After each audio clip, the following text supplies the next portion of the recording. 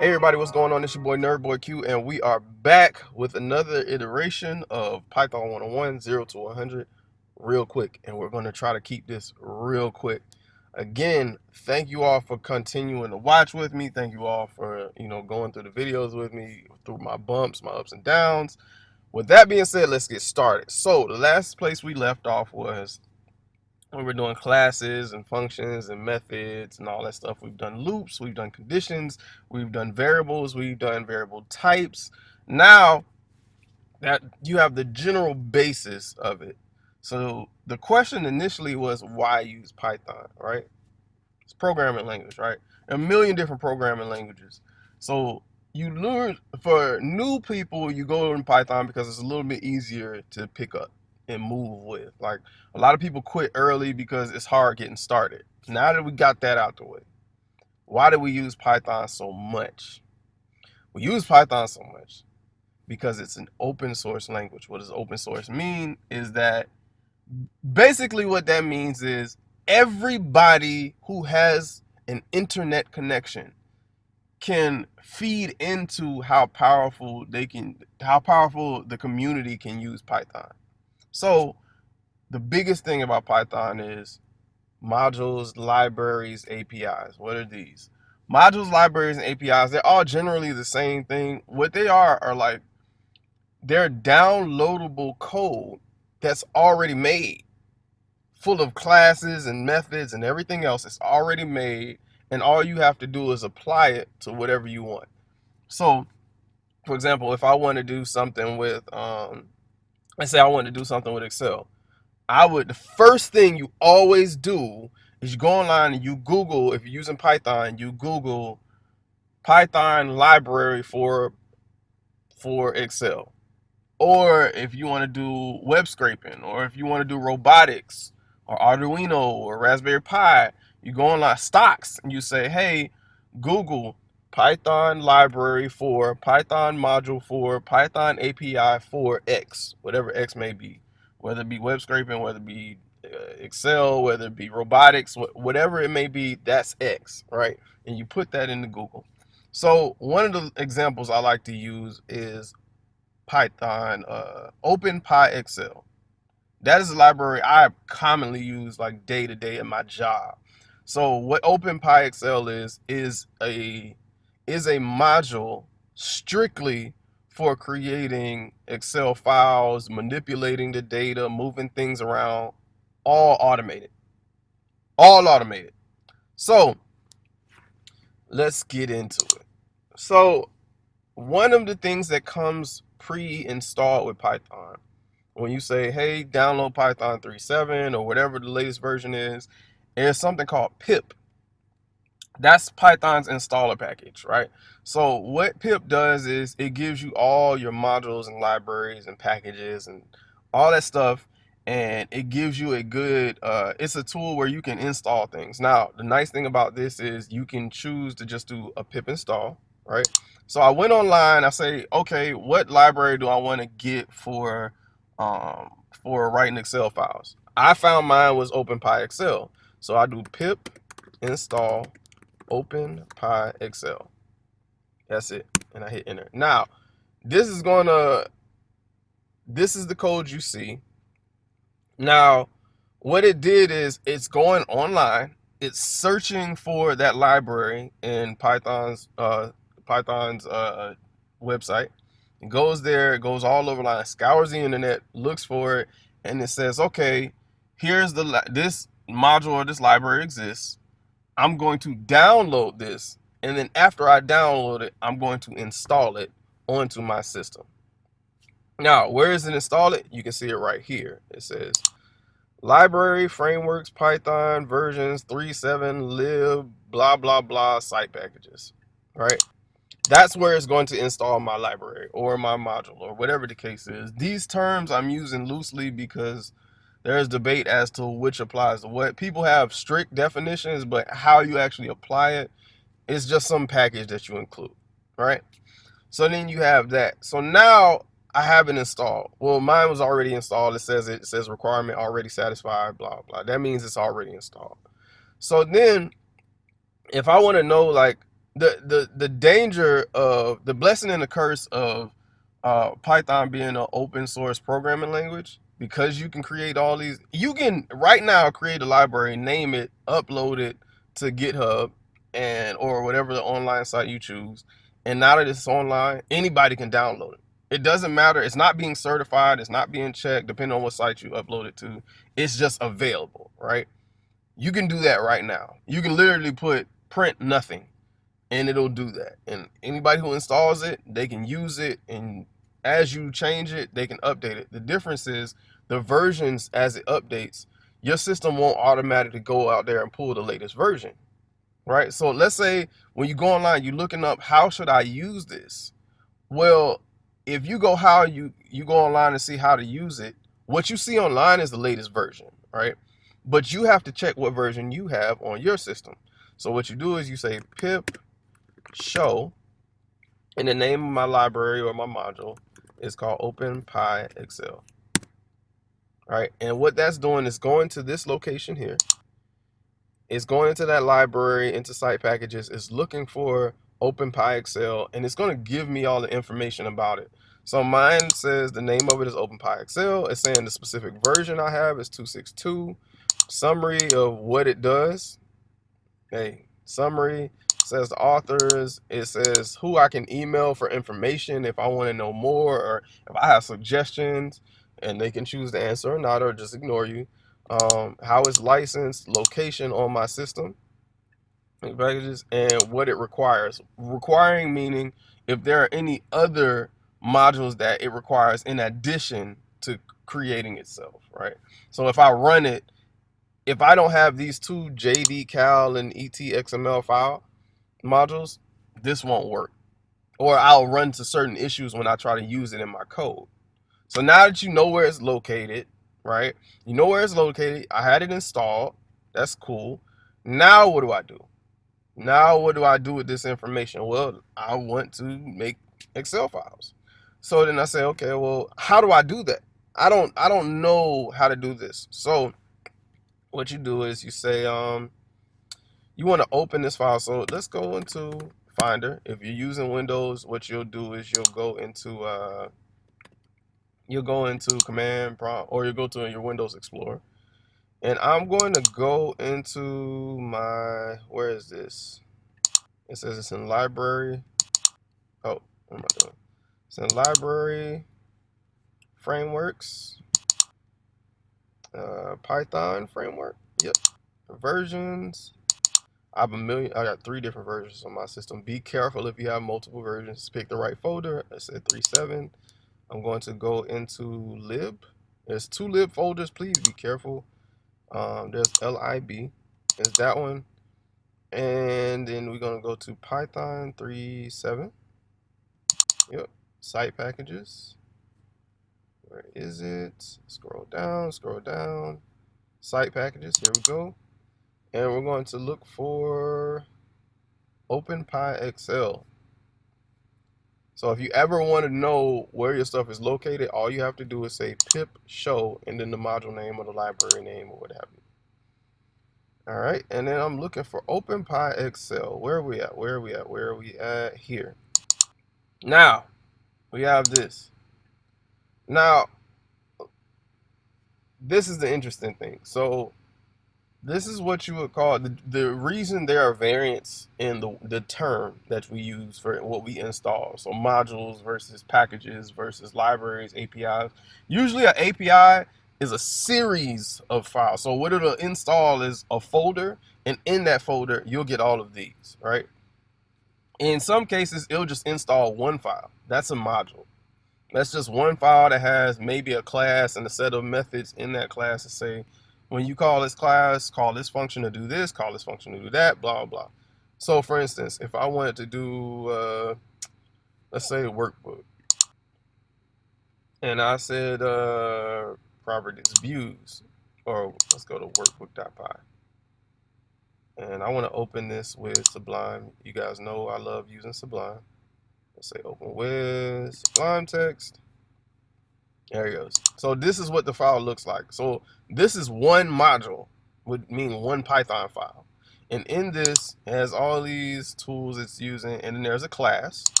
And then in this class, all these methods I can use in it. So I can say read on, set it to read only, date only, write only, blah, blah, blah. Active, create sheet. These are methods that I can use when I'm working with my Excel file. And we'll go into this in the detail later. So that's that. Now, that's one module out of all of these, right? So if we go back one, and I just want to open this whole thing. Let's see. Let's open Sublime. Now this is a nice thing about Sublime is that I can open this entire folder in Sublime. Just like that, drag and drop. So now, as I'm programming, I can go through this and look at like how do I do this? How do I work with this, or whatever the case is. So let's see, let me cd into Python. Okay, cool. Let me cd into this folder, and I'm going to create an Excel file. I want to create an Excel file, so I'll do it in terminal right here. And if you're using Windows, you're doing it in command prompt. Once you type in Python, you just go ahead. So then it's Python. All right. Oh, I'm in Python. So what do I do with this? And this is the same thing for any library. Like, how do I do this? The first thing you want to do is import the library or the module, whatever you've installed. You want to import that. So you want to import OpenPyExcel. Now, if I don't write this, right? Let's say I don't write this. If I try to say WB equals, I'm making a variable, workbook. Because clearly there's a workbook, right? There's a workbook section. Let's say workbook here. And there's a class called workbook. Cool. So I should be able to say workbook. That's going to fail. It's going to say name workbook is not defined, because right now it's like you're calling some type of method or class or whatever it is. I don't know what it is because I've never heard of this. So what you have to do is say import OpenPyExcel. Now, when you do it, let's see, workbook is not defined. Oh, sorry. This is another quick thing. So when you install these libraries or these modules, whatever, you have to import from that library or from that module. You have to import certain sections. So what I did was I said import OpenPyExcel, which is this entire library, right? In that there are modules.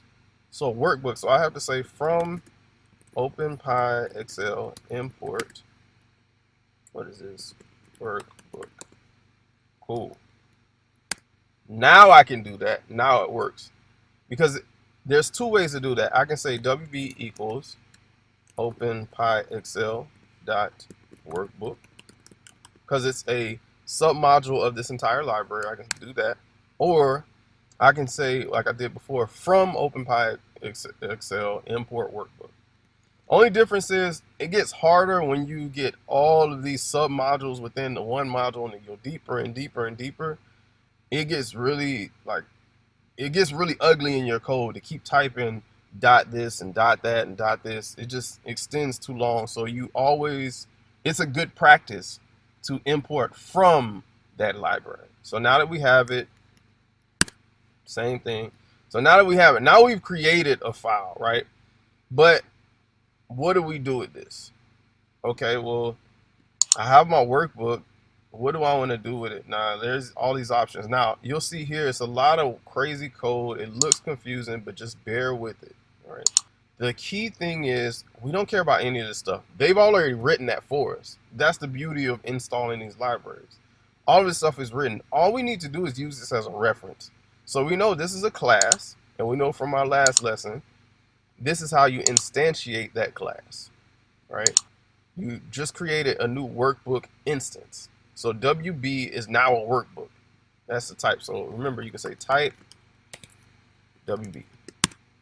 OpenPy workbook.workbook.workbook. And that's why we import from, because we don't want to have to type all of that out, right? So now we have that class. We have an instance of the workbook. Now, okay, now that we know that, we know it's a workbook. Anything that starts with these underscores, we can go into that detail a little bit later, but those aren't the tools we're using. These are things that run when you call that class, right? So that's that. These are properties of that. We can set these properties whenever you see that at property. And then down here is what we care about. Now we want to say define. These are methods. Remember, that's the syntax for defining a method, or when it's outside of a class, a function. Since we're in a class, it's going to say define create sheet. All right, so we want to create a worksheet within our workbook. So we say ws, just for a variable name to stay consistent, is wb.create, what is it, create underscore sheet. Boom. Now we have a worksheet. Well, what do we do with that worksheet? Well, what is a worksheet? Let's see. You can look directly in here now that we have a worksheet. What do we do? These are all the options we can do with a worksheet. And we open the worksheet file. And we look for the worksheet class again. And we say, hey, well, what can I do with this? These are all these parameters, letters, and breaks. And these are general things you see in Excel. And then we'll say, remember, set up these underscores. These are general setup. These are properties. What are the properties I have? So you said cell. Let's say I want to say, I want to give it a name. So is there a way I can set the name? Or title?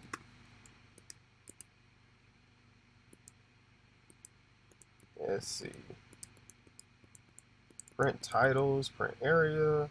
So title is set to none by default. So then now we can say ws.title equals blah, right? Now we've set that sheet title. Now we said that. Now we want to say, okay, well, in here I want to write a value to this sheet. How do I do that? Again, we're in worksheets, right? We can go through this and see all the options we have. Here's cell. Cell is a method, and it's expecting row. Remember, self in a class is always expected when you're defining a method. So ignore this for now and say row column. And we want to set a value for it. And this is how we set that value.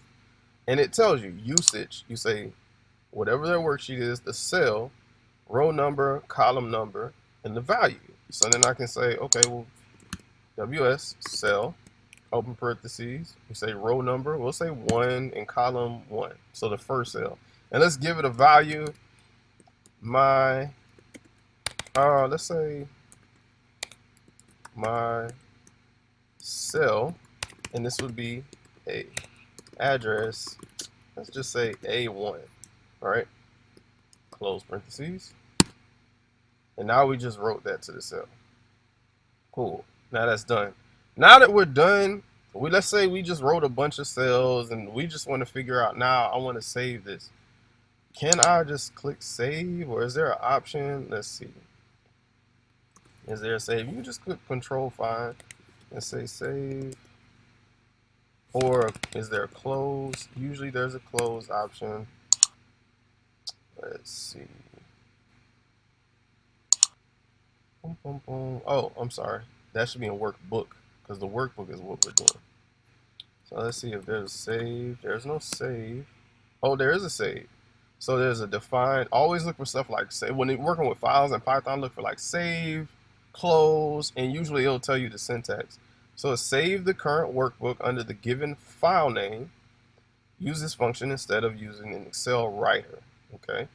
So we can say wb.save, and we have to give it a file name. So let's say my first Excel file. All right, and then always include the extension. So xlsx. All right, boom. Now it's saved. So what just happened? Did that work? Well, we can exit this. All right, and we can say ls, and there it is. My first Excel file in Excel. So now let's see if I can open it directly from here. Let's say my first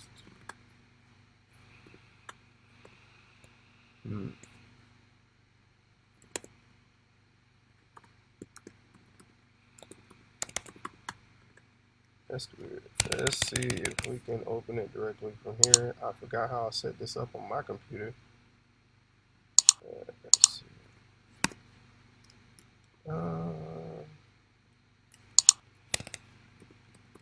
I can't remember how I open this.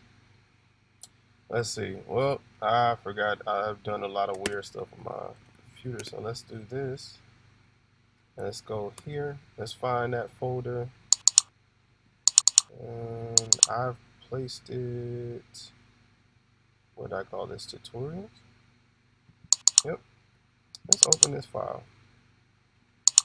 And there it is. So where's my blah sheet? There it is. There's blah.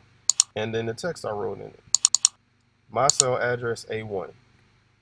That is exactly how you set this up. Now, sheet was created by default. Depending on what version of the library you created, excuse me, it will automatically put that in there. It'll automatically put this dummy sheet in there. And you can always delete it. And if you want to learn how to delete it, all that stuff is in this folder here. Like I said, I use Sublime.